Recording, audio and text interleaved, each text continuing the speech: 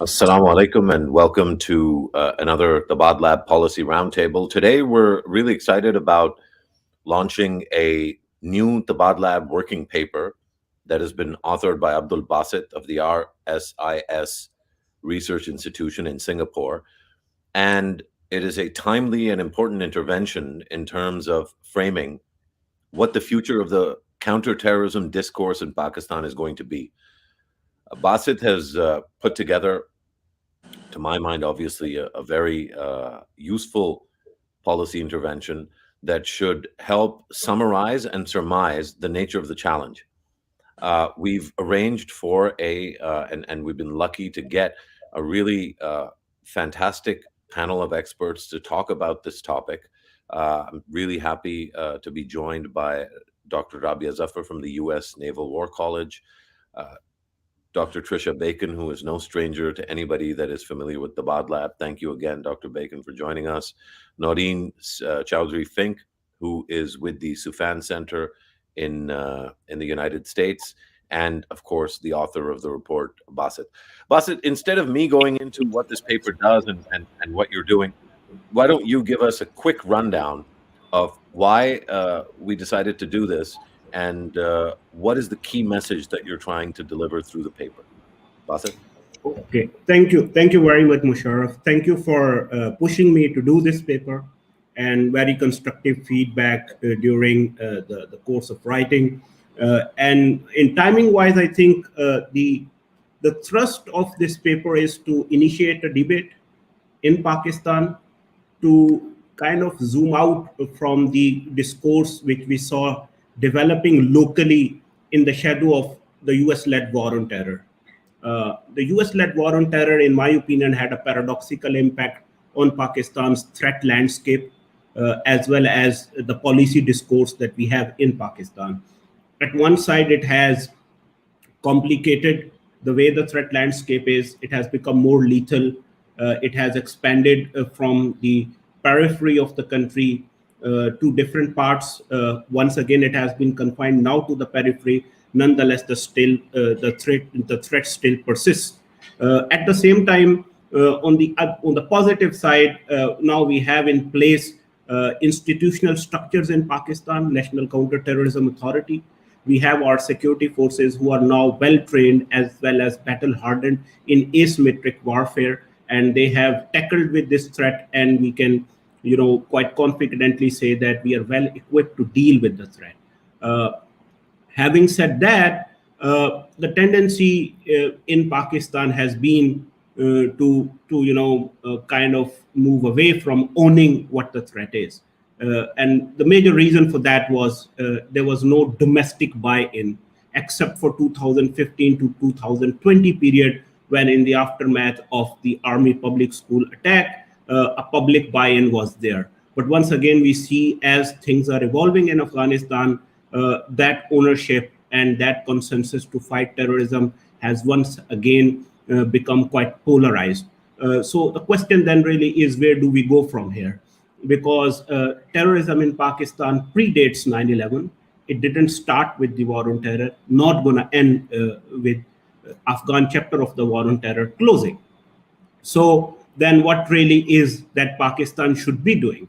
And I think this is where we need to start owning the threat that is there in terms of religious militancy, as well as other forms of extremism, because purely focusing only on religious militancy, once again, brings that discourse in focus where people would say that Islam is under the telescope or being singled out. So grievance-based extremism, which we see in parts of Balochistan and Sindh, should be part of the debate as well. And I think the role of ideology is overemphasized at times. What we need to do is go beyond these ideological discourses, scratch the surface, and get to know what the grievances are. Because operationally, you can deal with the problem to an extent. Beyond that, as long as those reasons, underlying causes of the conflict exist and persist, violence will return in one form or the other, and we are seeing that violence is returning now. So while Pakistan has done quite well in terms of bringing down the threat levels operationally, physically, but the underlying reasons not only persist, but in my opinion, they seem to have worsened. So what are we going to do about those underlying causes? So the discourse in Pakistan has to be indigenous. It has to have the local buy-in, and for that we need to start discussing where the problem lies, why we keep going in circles. Today there is a video where Maulana Abdul Aziz of the Lal Masjid hoisted the Taliban flag, and then it is on social media. Point really is why we keep going in circles, and this is where the public buy-in and the local discourse is going to help us, because we keep on passing the buck. This is not our war, and we were dragged into it. Once America leaves, the war is going to be over. The war is not over. It seems to have gotten worse. So what do we do about it? And I think that's where my paper comes in. The humble purpose, the modest purpose is to initiate a debate, and by starting the discourse is to create a buy-in not only for the state but the society as well. I'm going to stop here in the interest of time, Musharraf, and would love to hear other panelists. And once we come back for the second round, I can elaborate further. Thanks. Fantastic, Basit. It really, like I said, I have reason to be biased, having discussed this with you over several, sort of iterations. Maybe, Noreen, maybe I can come to you with this. The 9/11 anniversary just took place, and we've had I think sitting in this part of the world and watching the conversation sort of continue, a lot of things seem to have been rewound back to 20 years ago. I think particularly this issue of grievances. Because in a sense, what Basit is saying is, listen, unless the Pakistani state addresses the grievances, say, of the Baloch separatists or terrorists, ultimately that kind of granular sort of seed is not going to be suppressed or eliminated. I think there's a lot of folks, particularly, and I don't think all of them are terrorists, and maybe not all of them would even be extremists, at least not religious extremists, a lot of folks who would say, well, Al-Qaeda's original mission was, rooted in a number of things. Those things haven't changed. Therefore, shouldn't we address those grievances? How would we, after 20 years of war in the post 9/11 era, how would you respond to that? How are we supposed to equip ourselves to essentially say, look, grievances here, big issue, but grievances there, no, we're just gonna bomb them back into the Stone Age, to use a term oft quoted in relation to a different context here in Pakistan. Noreen? Musharraf, thanks for that easy question on a Saturday morning in New York, but many thanks to you and Basit for inviting me to join this amazing panel. Sitting here in New York City, the 20th anniversary of 9/11 was difficult. I mean, it really was quite a stark commemoration for many of the reasons you've already highlighted. There was a sense of deja vu all over again, where things that we thought had been understood and learned seemed to be dialed back. And I think one of the most critical lessons, which you already alluded to in many ways, is the stark reminder that, military means alone were not sufficient to secure any kind of victory. I mean, we, poured blood and treasure for 2 decades into addressing a range of issues without any real clarity on what we were doing. And therefore, rather than what military force should have done, which is sort of create this enabling environment for diplomacy, for development, buy us time to learn many of the things you've highlighted, we didn't do that. And we confused tactics and strategy. So I think that it has been quite a difficult commemoration as we think about that and as we see the Taliban flag flying again on September 11th.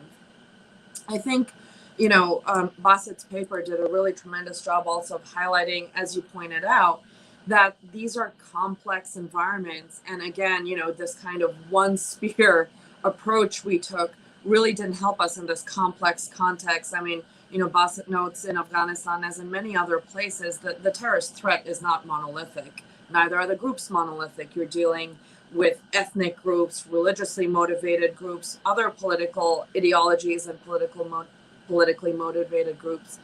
And I thought one of the points in the paper was particularly worth bearing in mind, that many of these counterterrorism efforts are also not just about dealing with individual groups. They're about reaffirming the writ of the state. They're about reaffirming values. They're about dealing with a range of grievances that this kind of singular approach of the war on terror completely missed the mark. So I'm afraid it's been quite a stark lesson learned around 9/11. And so it brings us to the question of prevention and preventive approaches, and as you say, more context-specific approaches, right, that draw on development, on media, on education, on counter-narratives and things like that. Certainly, PCVE has been a very controversial development. It's very fashionable, certainly, to critique CVE and point out a lot of the lessons learned. But I'd like to say that, there have been lessons learned, and, CVE at the outset versus what kind of CVE should be done today is critical, because without CVE, without kind of PCVE type approaches, all we're left with is the military approach that brought us back to this 20th anniversary of 9/11. So I think what's really important as Pakistan and other countries, both in the region and around, think about how to deal with this, it's that we need better CVE, better PCVE, not none of it, because then we're left only with the sharp end of the stick. What does that mean? Let's really think carefully about these lessons learned. How did we do well? Not as often as we should have. How did we do badly? And what did we learn in terms of countering narratives, working with partners, evaluating and assessing impact? So they're quite granular about CVE programming, and Basit mentions quite some very important points in the paper, but I think that's the answer we're kind of left with. And then I think the second piece of the puzzle that's really important is, what happens in Pakistan doesn't stay in Pakistan. And that's the same with Afghanistan.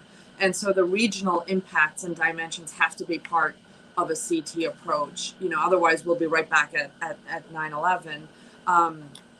We've talked a lot about working with partners in the region. It's quite difficult, I know, at times, but that's really where we end up with some key opportunities, shall I say. I know that there have been some multilateral efforts. I myself was part of a UN project for about 10 years that sought to bring together, for example, professionals, not just government and politicians, with all due respect, but professionals, police, prosecutors, judges, civil society groups. These are really important sources of resilience and partnerships as we think about preventing, violent extremism and terrorism, and really kind of partners that Pakistan can call on and also others can work with in Pakistan. And I think those sorts of partnerships, like the one that the UN developed, but many actors in the region played quite a role in making that a success. I think that's where some of the answers lie, and we can certainly work on developing some of those ideas as we talk. Thanks a lot. No, thank you.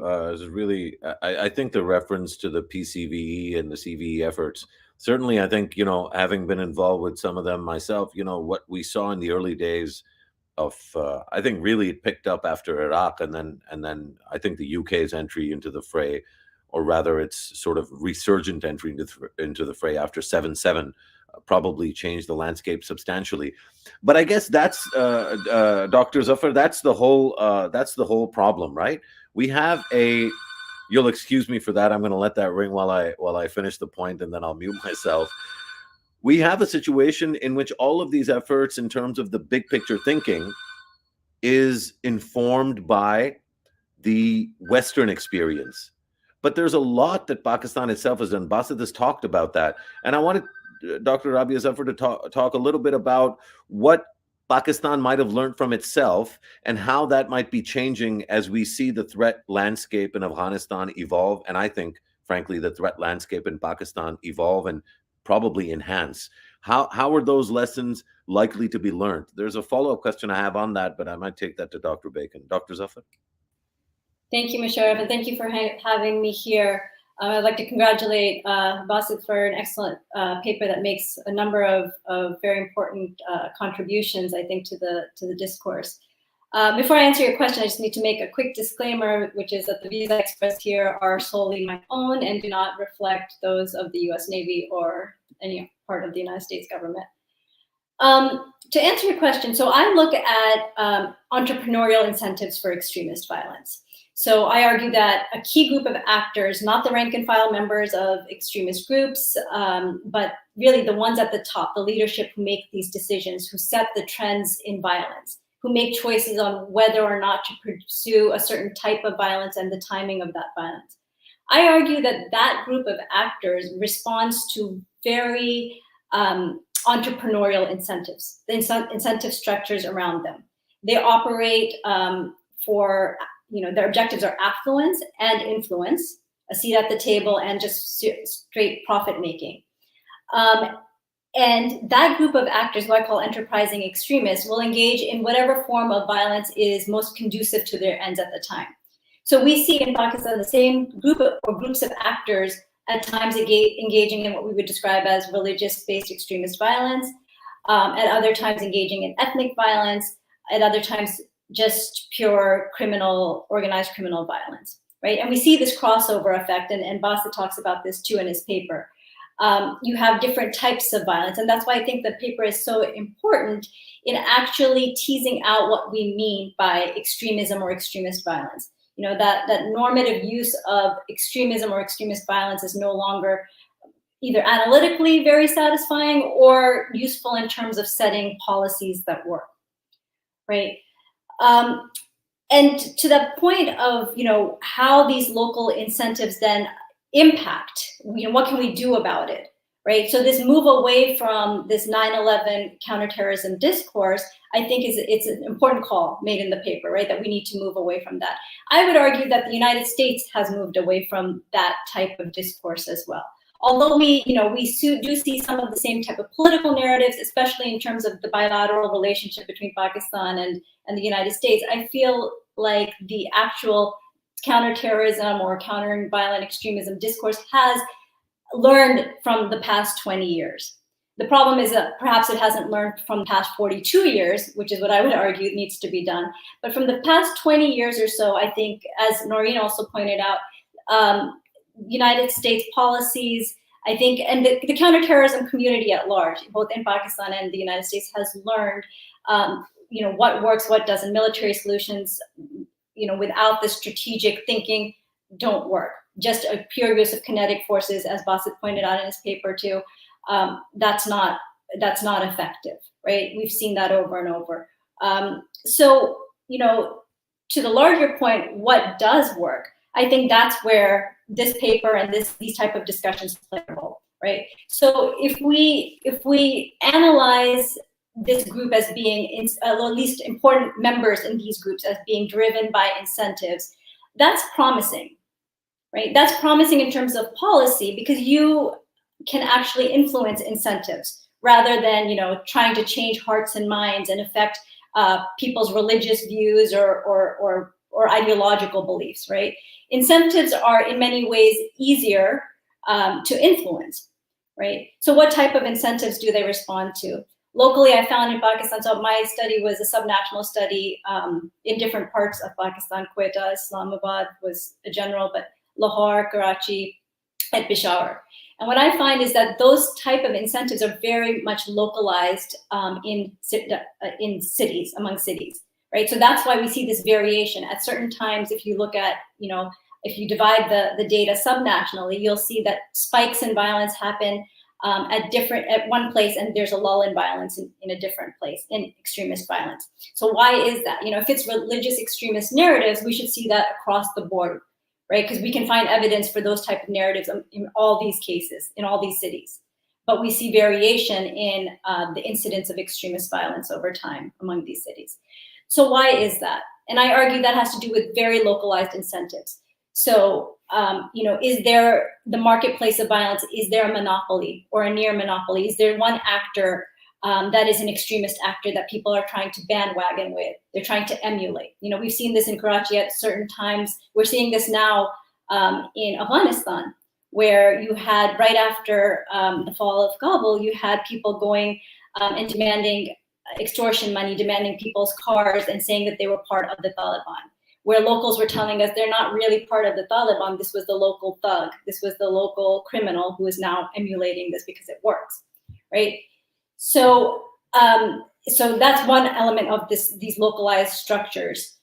Another piece which I think is very important is that oftentimes we see spikes in extremist violence when there is a need for basic services, right? And we're going to see this need. We're going to see this need in terms of increased populations, increased refugees, increased internally displaced people. If you have people moving away from violence in certain places and going to bigger cities, such as Karachi, you see this very delicate balance of the distribution of resources being upset, right? Oftentimes access to state services is based on these very localized kind of patronage type relationships. And when you see a disruption in that provision of services, whether it's access to water, whether it's certain types of jobs you can get, whether it's where your kids can go to school, when you see a disruption in that, you'll see the biggest, baddest actors stepping in. And oftentimes those are actors that are positioning themselves as extremist actors. They have the street power and credibility to actually lay claim to those resources that people want and provide those resources, right? They can cut across affinity groups in many ways. They can cut across ethnicity-based groups and other things. So I'm going to stop there in the interest of time, but I'd hope to continue the conversation. I think God willing, we should definitely continue this conversation long after this roundtable. I think this is really just an opportunity to come together and familiarize each other and hopefully whatever audience we have to kind of think about these issues in a certain way. Dr. Bacon, I have I guess maybe I don't know if it's as hard a question as I asked Noreen, but I don't know the answer, because in a sense, what Dr. Zafar just did is she made it more about what was happening on the ground, and I think that's absolutely in keeping with what Basit is saying, that these conflicts and this violence is very much or as much a part of local dynamics as it is about these meta narratives, the kind of original Al-Qaeda narrative or the more recent TTP narrative. Or any of the other groups. There must be close to 24 that are still reasonably active and engaged in what they do. But there is a counter meta narrative, and those narratives seem to be targeting, when it comes to the US, they seem to be targeting the same target as the TTP's target. So what a lot of Pakistanis, I think, worry about, and certainly I do, although maybe not in the same tone or tenor, but I think a lot of people worry about not only having to deal with a terrorism problem vis-a-vis, let's say, the TTP or Daesh, but also to deal with the very difficult and increasingly what's obvious as a very tough Biden administration approach to Pakistan. Interestingly, at a time where I think if Pakistan is going to develop a new CT discourse, it should actually have the backing of the kinds of people and the kind of government that is the US. How do you, I haven't been able to reconcile that, but how would you help us reconcile those two kind of, I think, vectors that are moving in opposite directions, much to the, I think it should be to the dismay of the Pakistani people, because it'll make security more difficult in Pakistan. I think that we are at a point post-Afghanistan where there's a lot of areas we have to put in the to be determined category. And I think the US-Pakistan relationship is one of those. I think as the US grapples with the loss in Afghanistan, as we alluded to in some of the previous discussion, the question are, what are the lessons learned? And I think that is one of the things that the US is grappling with vis-a-vis Pakistan. What are the lessons learned about the way to have an effective relationship, which I think probably both countries can agree was pretty problematic over the last 20 years. And I think often on the counterterrorism front, the United States was pushing a understanding of the situation and a view of the situation which didn't have resonance in Pakistan. So I think the paper's call for this domestic buy-in and more of a domestic consensus about how to deal with the threat is an important one, because I'm not sure that the Pakistani security establishment was providing a view of the threat that had that kind of buy-in either.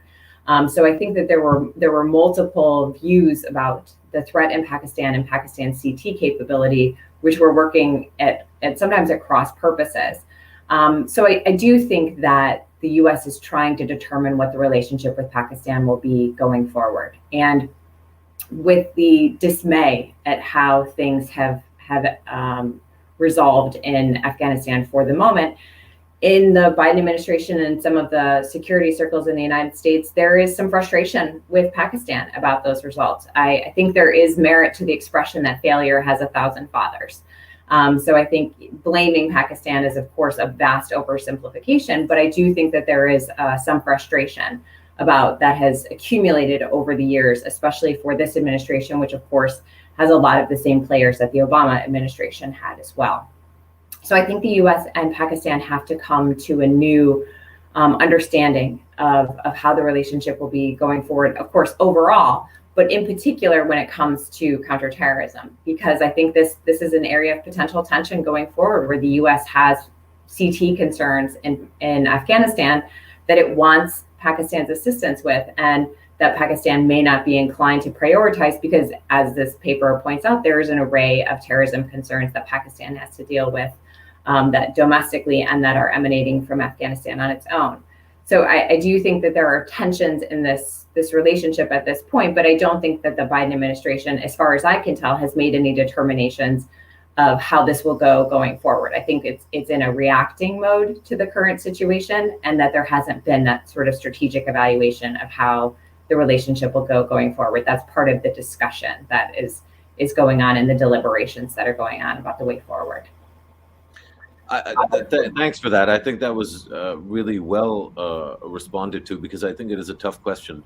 But I have a tougher one for you, Basit, which is really, if you think about this conversation, even the one we've had so far today, this is exactly what was happening, I think, essentially, certainly until 2011. And I think it continued after 2011 into 2014. And one of the frustrations that Pakistani officials, both military and civilians, had repeatedly expressed is, please don't make it seem like we are fighting your war. Because the moment that gets established in the discourse, especially the discourse that's propagated by terrorist groups, it makes domestic ownership of the fight really, really difficult. And in a sense, even though the United States has gone from Afghanistan, that kind of ghost still hovers, even in this conversation, Basit. How do you propose, because I'm not sure we've covered that in the, and I think we deliberately kind of stayed away from foreign policy and international politics, but it is a key concern, right? That so much of the meta-narratives, both on the terrorist side and in the mainstream public discourse in Pakistan, hinges on, why the Afghans behave the way that they do. What were the Tajiks saying at the SCO meeting? What's Iran up to with this whole Tajikistan thing? Is India ever going to stop? And obviously the biggest, sort of, I don't know, I guess elephant in the room being the United States. How do we separate out that element and get policymakers in particular to focus on the domestic challenge when the wider discourse is so prone to externalization? And I think, often quite rightly, because there are external factors that are driving all of this. Basit? So it's a tough one, as you said, and it's not going to go away that easily. As you pointed out, we started on a wrong footing. It was, in the public discourse, it was always America's war. And that was well established by 2010, 2011, even by 2014. So if you have drones flying over FATA and you're saying that, we are fighting a war of our own survival, it doesn't add up. What could the US have done about it? Because if Pakistan was, in a way, allowing those drone attacks, at the same time asking the Americans, we have to create a public buy-in. So how do you create a buy-in? It's a very paradoxical situation. And I think even now, the same discourse is there in public space. What has made things even worse is that now you have these militant groups on social media, and they are articulating their own worldview. They are giving their version of the story as well. They almost react to every important event happening in the region, both Afghan Taliban as well as TTP. I mean, TTP was blamed for attack on the Chinese workers or engineers bus in Dasu. TTP came out with a statement saying, "Oh no, we haven't done it, and this is the Pakistani state's propaganda." Now you have that situation where you have militants giving their side of the story as well, and it's pretty much on social media. Everybody knows it. So your problem actually has doubled in a sense. That is why I say an indigenous discourse is what is needed. That is why I say moving away from this narrative which developed during the war on terror is important, but it's not going to be easy. Now you scratch the surface, look at the ideological narratives that these people are portraying in the name of Islam. You look at TTP. I'm doing a paper is going to come out soon. If you look at various statements of TTP that they put out on social media, the ethnic discourse has become very, very prominent alongside Islam. So they talk about Islam, but they also talk about Pashtun tribal tradition. So pretty much what Rabia said is these grievances are about what happened to them, what happened to those communities, their way of life. They're not happy about Pakistan army being there in Fatah, the fence they have created, the way they are trying to restructure the society. They have a problem with Fatah's merger with KP. This is all there in their statements. So what comes out quite clearly is an ethnic narrative alongside the rhetoric of Islam. In other words, these problems are purely ethnic. They relate to the way Fatah is, the way their life is, and the way it was disturbed during 20 years of war on terror, but the idiom they are using is of Islam. So if we can address somehow those concerns, then the space for a religious discourse is in a way squeezed. And I think this is where we should be paying attention. Same goes for these Baloch and Sindhi groups, by the way. So you scratch the surface, you look at the ideological narrative there, but what they are saying in the garb of it, those issues are addressable. Then the question comes that we have that dichotomy now. How do we deal with the dichotomy? And as I said in my paper, it's going to be a generational effort, actually. Very slow, organic process. It will take time. There are lessons learned. And now is time for us to, as provocative as it is, we will be making new mistakes. Perhaps after 20 years, better mistakes. And we will learn from those mistakes as well.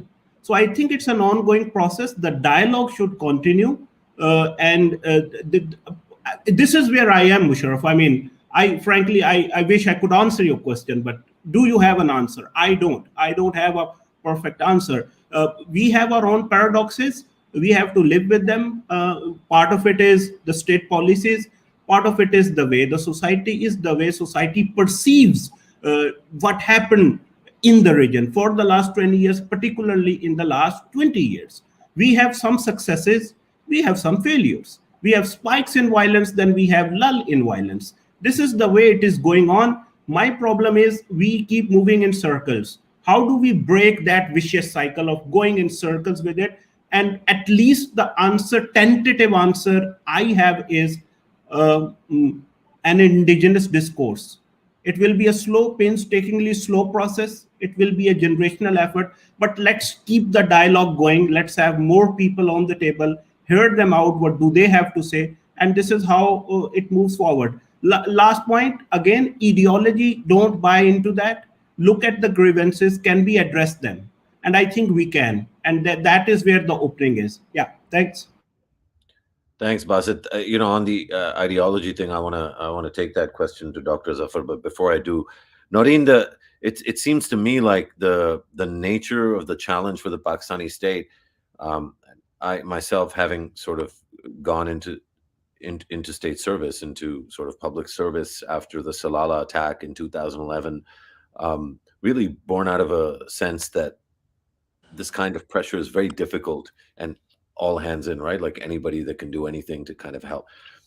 But if we take what Basit is saying, and I have every reason to believe that, it's an extremely well-formed and well-developed set of thoughts and ideas, both that he's articulated just now, but in the paper, that the logical next step, which Basit hasn't articulated, probably for good reason, and I'm glad that he hasn't.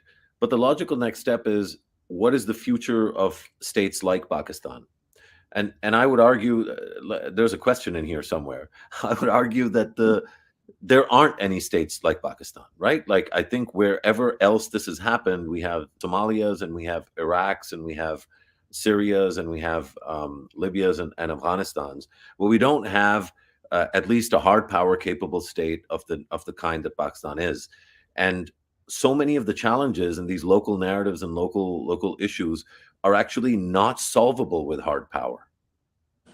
I guess that's what I'm positing. What is in your experience and from your study, because you know these other countries that I mentioned much better than me, is there any validity to that? Or I mean, there's a couple of points I wanted to react to. One, you talked about ideology, grievance, and I think it's also important to remember we're not just dealing only with local groups. Local groups have sort of latched onto global narratives and global transnational groups as well.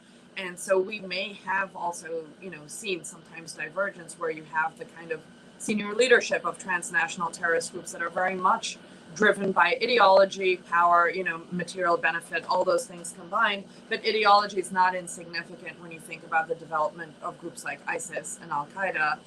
But then, of course, you have very diverse incentives and motivations when you go to the sort of larger group of participants and members, and certainly in more localized and regionally embedded groups. And Al-Qaeda and ISIS are learning these lessons. That's why they have regional affiliates now that we're seeing come up incredibly stronger, more appealing.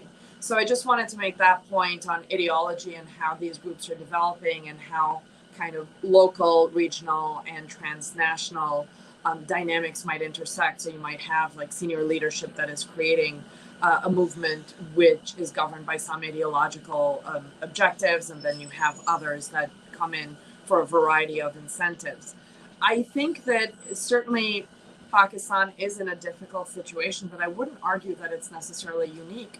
And I say that as we are tracking the rise of domestic extremism and terrorism here in the United States. None of us expected to see an insurrection at the Capitol in Washington, D.C.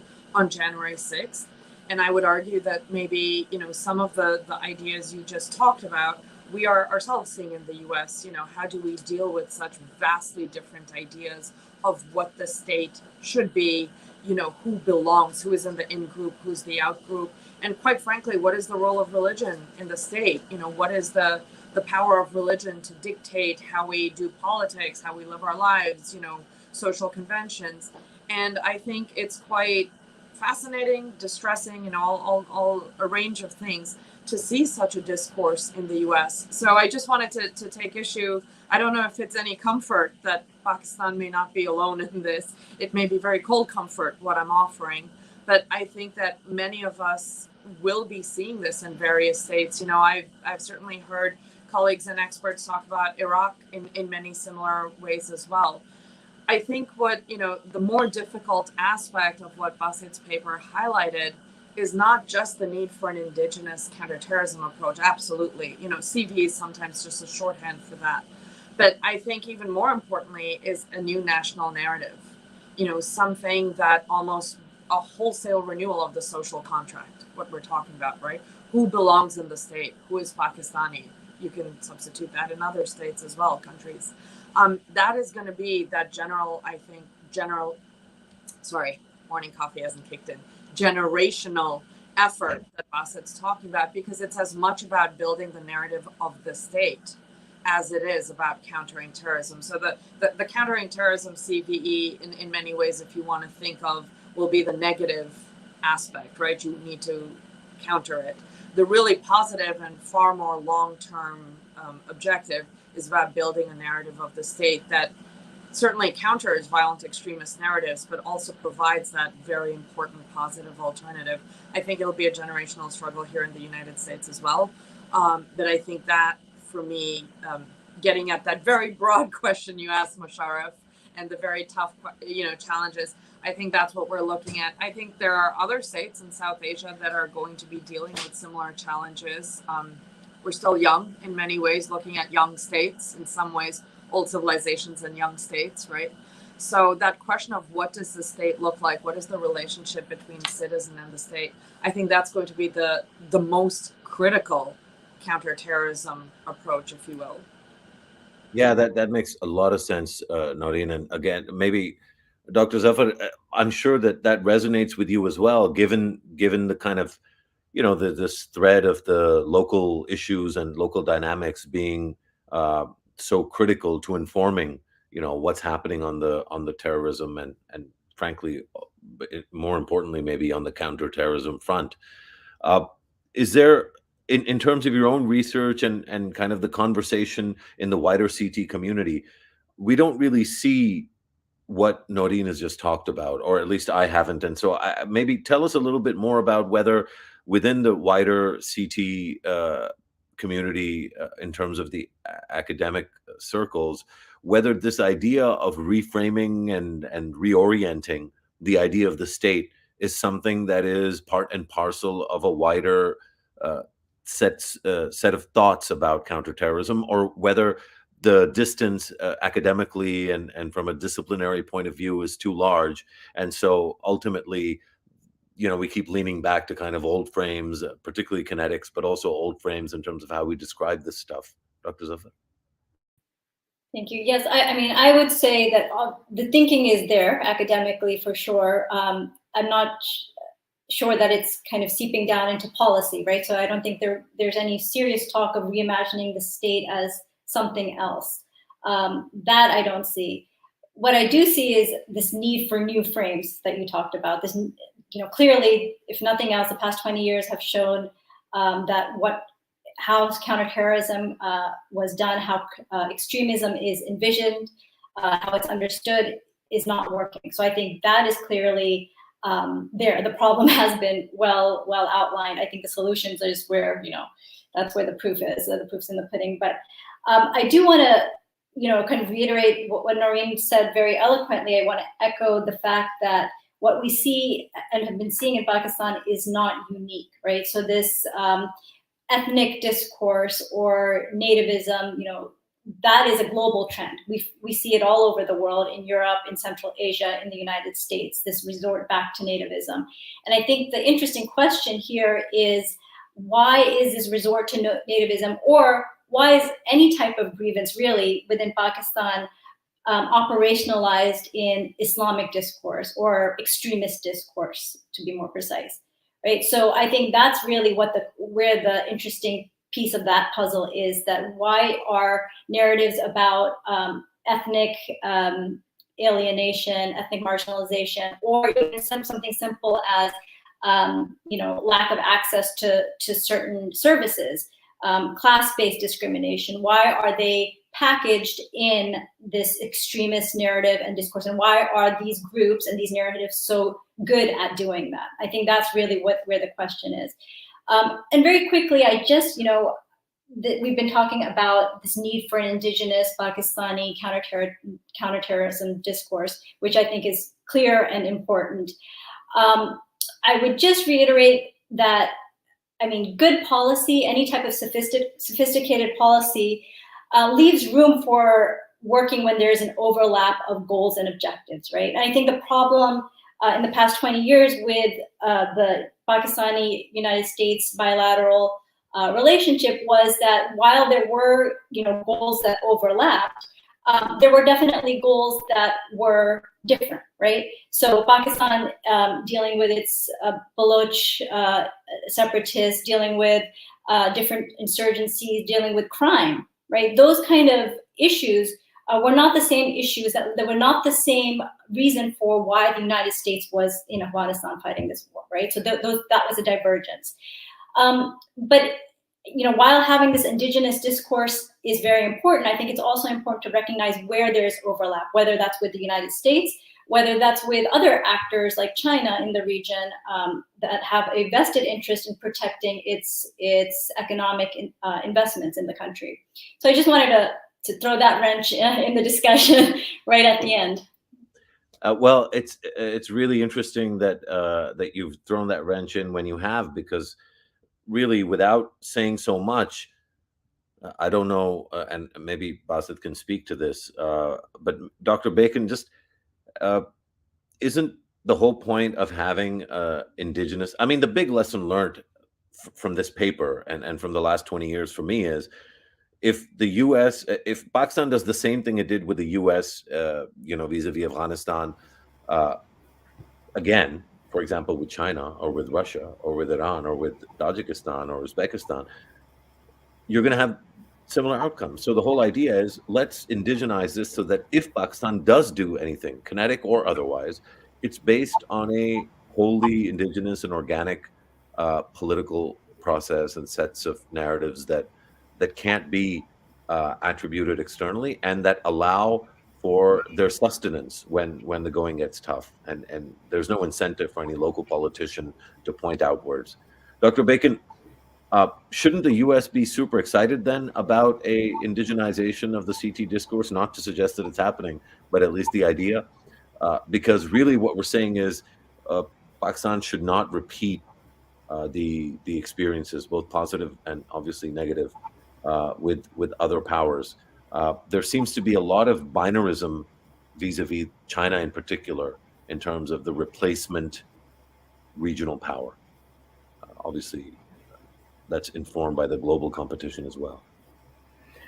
I think in the US, the perspective would be slightly different, or at least here in Washington for most people, which is to say that I think the idea that an indigenous discourse that has significant public support is a tremendously important step. I think from the US perspective, the view that has been that Pakistan has looked to externally in understanding its threat, not because it's listening to the United States. In fact, the United States has had a tremendous amount of frustration in trying to change the Pakistani view about the threat. It's that Pakistan blamed its terrorism problem on the US presence in Afghanistan. It has blamed its terrorism problem on India or on Afghanistan, when in fact, a lot of the drivers, if not all of them, were much more indigenous.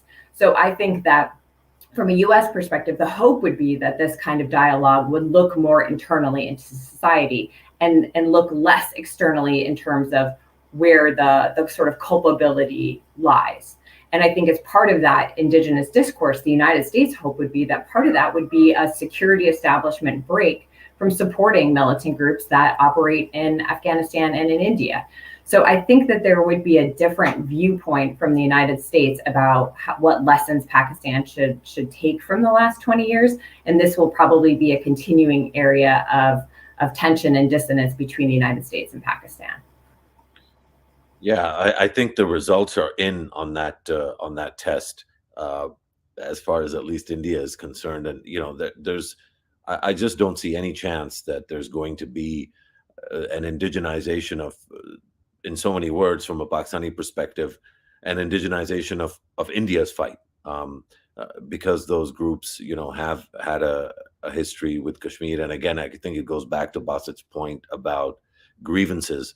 We're unfortunately, really running short of time. I wanted to just give all of you a chance to maybe comment on any aspect of the conversation or the paper that you've had thoughts on, sort of in a final round. Maybe we'll start with you, Noreen, and we'll go to Trisha, then Rabia, and then we'll finish off with Basit.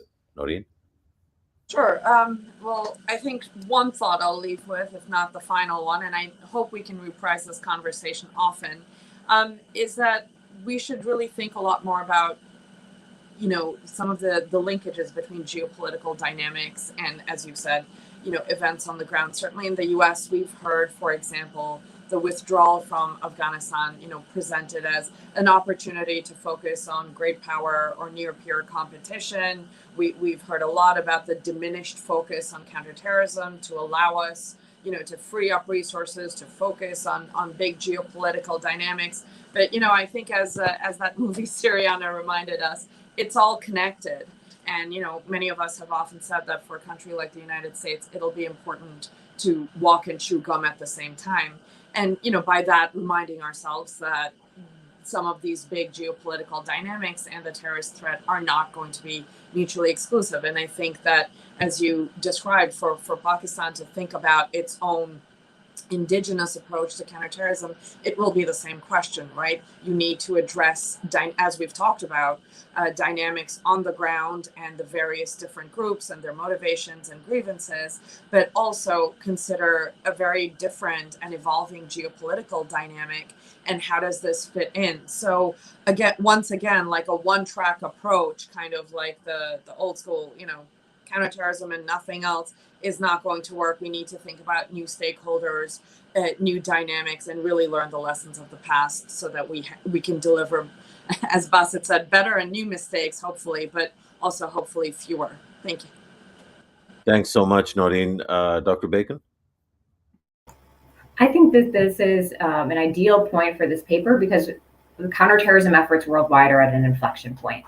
And I think there will be significantly less U.S. investment in counterterrorism going forward. And so this is a point where Pakistan can take inventory of what has gone well and what has gone poorly over the last 20 years and develop a new way forward that is more indigenous, that does take into account the emerging threats in Pakistan. So I think this is a perfectly timed paper for the conversation that needs to occur in a lot of countries post the U.S. withdrawal from Afghanistan and 20 years after 9/11.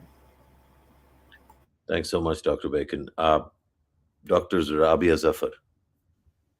Thank you. Yes, I'd just like to end on the note that, while this time of uncertainty and kind of waiting for dynamics to play out on the ground is anxiety provoking in many ways, I think it presents opportunities for a number of things, for policy, for rethinking what the problem is, outlining really what the problem is, what we're dealing with. And,